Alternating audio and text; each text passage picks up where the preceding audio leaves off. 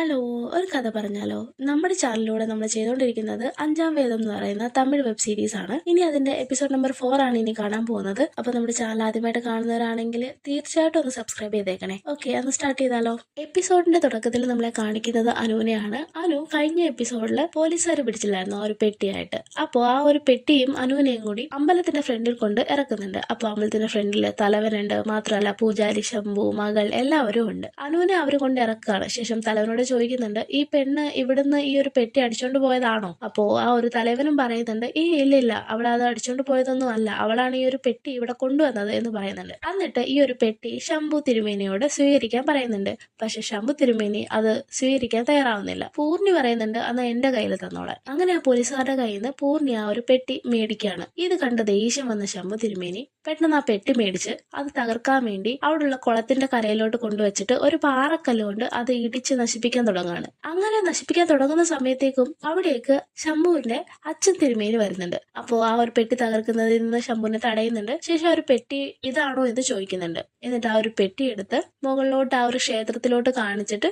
ശംഭു മഹാദേവ എന്ന് വിളിക്കുന്നുണ്ട്. അപ്പൊ ശംഭുവും പറയുന്നുണ്ട്, ആ ഒരു പെട്ടി എന്റെ കയ്യിൽ താച്ചാൽ ഐന്താം വേദവും ഒന്നും നമുക്ക് വേണ്ട എന്നൊക്കെ പറയുന്നുണ്ട്. അപ്പോ അനുവും അങ്ങോട്ട് മുന്നോട്ട് വരുന്നുണ്ട്. എന്നിട്ട് പറയുന്നുണ്ട്, ആ പെട്ടി നശിപ്പിച്ചു കള, അത് കാരണം എന്തൊക്കെ കഷ്ടകാലങ്ങളാ വരുന്നതെന്ന് അറിയാമോ എന്നൊക്കെ പറയുന്നുണ്ട്. അപ്പോ അച്ഛൻ തിരുമേനി അനുവിനെ കാണുകയാണ്. ഓ, ഇതാണോ ആ ഒരു പെൺകുട്ടി എന്ന് പറയുന്നുണ്ട്. എന്നിട്ട് ശംഭുവിനോട് പറയുന്നുണ്ട്, ഈ ഒരു പെട്ടി തുറക്കാനുള്ള സമയമായി, നീ എന്റെ കൂടെ വാ. ഈ ഒരു പെട്ടിയും താക്കോലും രണ്ടാൾക്കാരുടെ കയ്യിലായിട്ടാണ് കൊടുത്തയച്ചത്. നമ്മുടെ പൂർവികരുടെ കയ്യിലാണ് ഇതിന്റെ താക്കോൽ ഇരിക്കുന്നത്. ഇപ്പോ പെട്ടി നമ്മുടെ കയ്യിൽ എത്തിയിട്ടുണ്ട്, ഇത് തുറക്കാനുള്ള സമയമായിട്ട് എന്ന് പറഞ്ഞിട്ട് അച്ഛൻ തിരുമേനി ശംഭുവിനെ വിളിക്കുന്നുണ്ട്. പക്ഷെ അദ്ദേഹം പോകാനായിട്ട് തയ്യാറാവുന്നില്ല. അപ്പോ പെട്ടെന്ന് അച്ഛൻ തിരുമേനി പറയാണ്, മോളെങ്കിലും വാ എന്ന് പറഞ്ഞിട്ട് അനുവിനെ വിളിച്ചുകൊണ്ട് പോവാണ്. പുറകെ തന്നെ തിരുമേനിയും ബാക്കിയുള്ള ഗ്രാമവാസികളും തലവനും എല്ലാം പോകുന്നുണ്ട്. അപ്പൊ അവരങ്ങനെ പൊക്കോണ്ടിരിക്കുമ്പോൾ ആ ഒരു 4 വേദങ്ങളെ കുറിക്കുന്ന ഡാർഫുകളിലെ ആ ഒരു സൈഡിലായിട്ട് നിൽപ്പുണ്ടായിരുന്നു. അപ്പൊ അവർ പറയുന്നുണ്ട്, താക്കോലുള്ളവരുടെ കയ്യിൽ തന്നെ പെട്ടി എത്തിച്ചേർന്നല്ലോ, ഇനിയിപ്പോ എന്ത് ചെയ്യും നമ്മളെന്ന് ചോദിക്കുന്നുണ്ട്. അപ്പൊ അതിലൊരാൾ പറയുന്നുണ്ട്, എന്തേലും ആവട്ടെ, നമുക്ക് അത് എങ്ങനെയും മേടിച്ചെടുക്കാമെന്ന്. അവിടുന്ന് കെട്ടായി പിന്നെ നമ്മളെ കാണിക്കുന്നത് ആ ഒരു റൈറ്ററിനെയാണ്. അയാളുടെ പഴയ കമ്പ്യൂട്ടർ തേടി അയ്യങ്കാരപുരത്തോട്ട് കാറിൽ വന്നുകൊണ്ടിരിക്കുകയാണ്. അപ്പൊ കാറിൽ വരുന്ന സമയത്തൊക്കെ ഈ ഒരു ഡ്രൈവർ അയാളോട് കുശലമൊക്കെ പറയുന്നുണ്ട്. മരതകം എന്ന് പറയുന്നത് സാറിന്റെ കമ്പ്യൂട്ടർ ആണെന്ന് ഞാൻ ഒരിക്കലും വിചാരിച്ചില്ല, ഞാൻ വിചാരിച്ചു സാറിന്റെ പഴയ കാമുകി വല്ലതും ആയിരിക്കും എന്നാണ്. എന്തിനാ ഇത്രയും പഴയ കമ്പ്യൂട്ടർ ഇനി എന്ന് ചോദിക്കുന്നുണ്ട്. അപ്പോ റൈറ്ററും പറയുന്നുണ്ട്, അതിനകത്ത് എന്റെ ഒരു പഴയ കഥയുണ്ട്, ആ കഥ ഇപ്പൊ മറ്റു പലരുടെയാണെന്ന് പറഞ്ഞ് പലരും അങ്ങോട്ടും ഇങ്ങോട്ടും അടി കൂടുന്നുണ്ട്, അത് എന്നെയാന്ന് തെളിയിക്കാൻ വേണ്ടിയിട്ടാണ് ഞാൻ ഇപ്പൊ പൊക്കോണ്ടിരിക്കുന്നത് എന്ന് പറയുന്നുണ്ട്. അവരങ്ങനെ കാറിൽ യാത്ര ചെയ്ത് വഴിയിലുള്ള ആൾക്കാരോടൊക്കെ വഴി ചോദിച്ച് അയ്യങ്കാരപുരത്തോട്ട് പോവാണ്. അപ്പൊ വഴിയിൽ കുറെ മാടുകൾ നിൽക്കുന്നതായിട്ട് കാണുന്നുണ്ട്. അപ്പൊ ആ ഒരു ഡ്രൈവർ അവിടെ കാർ നിർത്തുന്നുണ്ട്. അപ്പോ നമ്മളുടെ ആ ഒരു സ്വാമിജിയില്ലേ, ശിവൻ എന്ന് തന്നെ പറയാം, അയാൾ വന്നിട്ട് റൈറ്ററിനോട് പറയുന്നുണ്ട്, എവിടോട്ടാ പോകുന്നത്?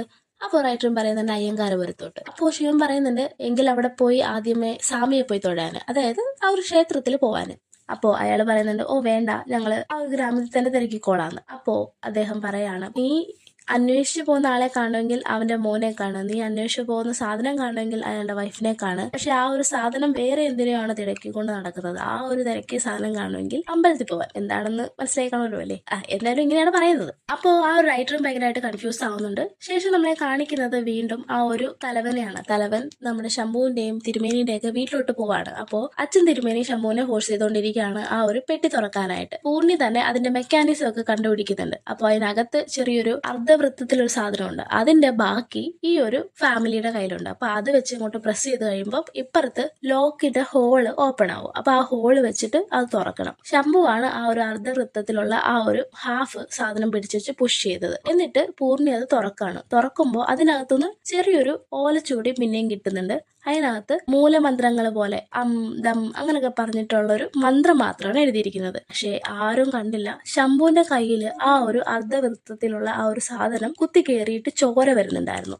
അവിടുന്ന് കെട്ടായി പിന്നെ നമ്മളെ റൈറ്ററിനെയാണ് കാണിക്കുന്നത്. അയാള് അയ്യങ്കാരപുരം ഗ്രാമത്തിലെത്തുന്നുണ്ട്. എന്നിട്ട് ആ ഒരു തലവന്റെ വൈഫിനെ അന്വേഷിക്കുന്നുണ്ട്. അപ്പോൾ ഒരു സ്ത്രീയാണ് വഴി കാണിച്ചു കൊടുക്കുന്നത്. അങ്ങനെ അവര് ഗസ്റ്റ് ഹൗസിലോട്ട് എത്തുന്നുണ്ട്. അപ്പോൾ ഗസ്റ്റ് ഹൗസിലുള്ള അയാളുടെ ഒരു പണിക്കാരൻ നേരിട്ട് തലവന്റെ വൈഫ് താമസിക്കുന്ന ആ ഒരു ഇടിഞ്ഞു പൊളിഞ്ഞ വീടില്ലേ, അതായത് ഭ്രാന്തായിട്ടുള്ള ഒരു സ്ത്രീ, അപ്പോൾ അവരെ ചികിത്സിക്കാൻ പറ്റുന്ന ഡോക്ടർ എന്നുള്ള രീതിയിലാണ് ഇവർ അങ്ങോട്ട് പോകുന്നത്. അവിടെ ചെല്ലുമ്പോൾ ആ ഒരു സ്ത്രീയും എന്റെ മകനെ കുഴിച്ചിട്ടു, അവൻ നിലത്തിടുന്ന് കരയുന്നു എന്നൊക്കെ പറഞ്ഞിട്ട് ഭ്രാന്തമായിട്ടുള്ള രീതിയിൽ ഇവരോട് സംസാരിച്ചുകൊണ്ടിരിക്കുകയാണ്. പെട്ടെന്ന് അവിടോട്ട് തലവൻ കയറി വരുന്നുണ്ട്. എന്നിട്ട് ഇവരോട് ചോദിക്കുന്നുണ്ട് എന്താ കാര്യം, ആരാണ് നിങ്ങൾ എന്നൊക്കെ ചോദിക്കുന്നുണ്ട്. അപ്പോൾ ഇവരും കാര്യം പറയുന്നുണ്ട്. ഇതുപോലെ എൻ്റെ അമ്മ നിങ്ങൾക്ക് കുറച്ച് സിസ്റ്റം വിറ്റിട്ടുണ്ടായിരുന്നു, അതിനകത്ത് മരതകം എന്ന് പറഞ്ഞ എൻ്റെ ഒരു സിസ്റ്റം ഉണ്ട്, അത് എനിക്ക് തിരിച്ചു തരണമെന്നൊക്കെ പറയുന്നുണ്ട്. അപ്പോൾ അയാളും പറയുന്നുണ്ട് ആ ഒരു പഴയ സിസ്റ്റം ആണോ, അത് കേടായതുകൊണ്ട് ഞങ്ങളത് വേറെ ആൾക്കാർക്ക് കൊടുത്തു എന്ന് പറയുന്നുണ്ട്. അപ്പോൾ ആർക്കാണ് കൊടുത്തതെന്നുള്ള ഡീറ്റെയിൽസ് ഒക്കെ ചോദിക്കുന്നുണ്ട്. അപ്പോൾ കൊച്ചിയിലുള്ള ഏതൊരു മലയാളിക്കാണ് കൊടുത്തത്, മരകതം എന്ന് പറഞ്ഞിട്ട് സെന്റ് കട വെച്ചിരിക്കുന്ന ഒരാൾക്കാണ് വിറ്റത് എന്നൊക്കെ പറയുന്നുണ്ട്. അങ്ങനെ ആ ഒരു റൈറ്ററും അവിടുന്ന് ആ ഒരു സെന്റ് കട ഓണറിന്റെ അടുത്തോട്ട് പോകുന്നുണ്ട്. അവിടുന്ന് കട്ടായി വീണ്ടും നമ്മളെ കാണിക്കുന്നത് ബ്രാഹ്മൺ ഫാമിലിനെയാണ്. അവർ ഫുഡ് കഴിക്കാൻ വേണ്ടി സ്റ്റാർട്ട് ചെയ്യാണ്. അപ്പോൾ എല്ലാവരെയും ഇരുത്തി ഫുഡൊക്കെ കഴിക്കാൻ സ്റ്റാർട്ട് ചെയ്യുന്നുണ്ട്.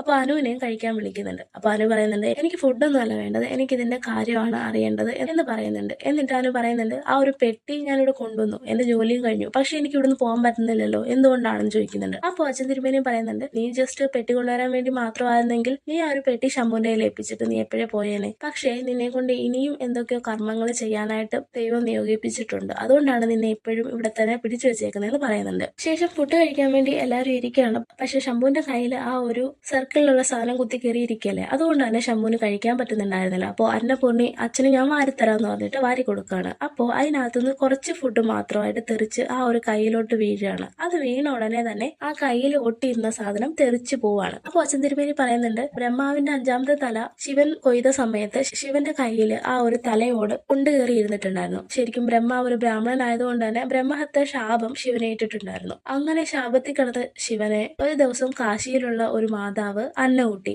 അങ്ങനെയാണ് ശിവന്റെ കയ്യിൽ നിന്ന് ആ ഒരു തലയോട് തെറിച്ചു പോയി ശാപമുക്തി കിട്ടിയത് എന്ന് പറയുന്നുണ്ട്. അതേപോലെയാണ് നിന്റെ അവസ്ഥ, അതുകൊണ്ട് നീ ഇതുവരെ ചെയ്ത എല്ലാ പാപങ്ങളും പൊറുക്കപ്പെട്ടു ശംഭു എന്ന് പറയുന്നുണ്ട്. എന്നിട്ട് ശംഭു മഹാദേവ എന്ന് പറഞ്ഞിട്ട് ഒരു പ്രാർത്ഥന ചെല്ലാൻ തുടങ്ങുകയാണ്. ആരും പെട്ടെന്ന് ഒന്ന് നിർത്ത് എന്ന് പറയുന്നുണ്ട്. പെട്ടെന്ന് പാവങ്ങളെല്ലാം സ്റ്റക്ക് ആയതുപോലെ സ്റ്റോപ്പ് ചെയ്യാണ്. ശേഷം അനു ദേഷ്യപ്പെട്ട് അവിടെ നിന്ന് ഇറങ്ങി പോരുന്നുണ്ട്. ഞാൻ പിന്നെ വരാം, ഇവിടെ നിന്നാൽ ശരിയാവത്തില്ല എന്ന് പറഞ്ഞിട്ട്. അവിടുന്ന് കട്ടെ പിന്നെ നമ്മളെ കാണിക്കുന്നത് അങ്ങനെ അനു അവിടുന്ന് പോകാൻ തുടങ്ങുകയാണ്. അപ്പോൾ വെള്ളോട്ട് വരുമ്പോൾ അവിടെ ബാഗ് അവിടെ കാണുന്നില്ല. അപ്പോൾ ആ ഒരു കുഞ്ഞു തിരുമേനിയില്ലേ ശംഭുവിന്റെ കൂടെ വർക്ക് ചെയ്യുന്ന ആ ഒരു തിരുമേനി വന്ന് പറയുന്നുണ്ട് തലന്റെ കൂടെ നടക്കുന്ന ആള് ചേച്ചിയുടെ ബാഗ് എടുത്തോണ്ട് പോയി എന്ന് പറയുന്നുണ്ട്. അങ്ങനെ ആ ഒരാളും അവിടെ വന്ന് വെയിറ്റ് ചെയ്യുന്നുണ്ട് അനുവിന് വേണ്ടിയിട്ട്. അപ്പോൾ അയാളുടെ കൂടെ ഗസ്റ്റ് ഹൗസിൽ ചെല്ലുന്നുണ്ട്.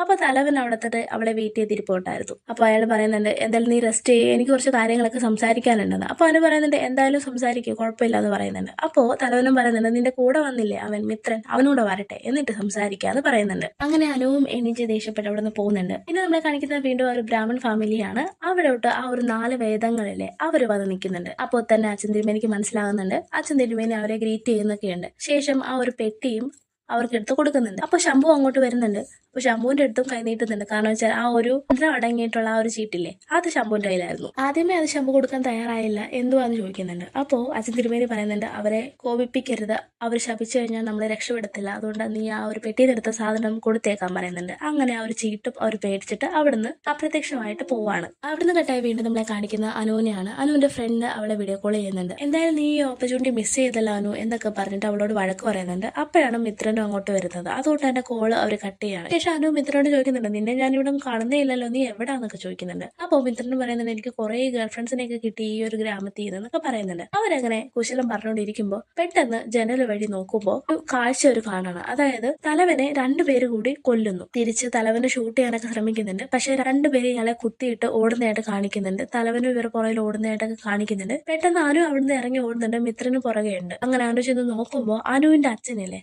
അച്ഛന്റെ ദേഹത്തോട്ട് ഈ ഒരു തലവൻ മരിക്കാറായി ചോരയെ കുളിച്ച് കിടക്കുന്നതായിട്ട് കാണിക്കുന്നുണ്ട്. അവിടെ വെച്ച് എപ്പിസോഡ് നമ്പർ 4 ഇവിടെ തീരുകയാണ്. അപ്പോൾ എല്ലാവരും സബ്സ്ക്രൈബ് ചെയ്തേക്കണേ പ്ലീസ്. Okay bye.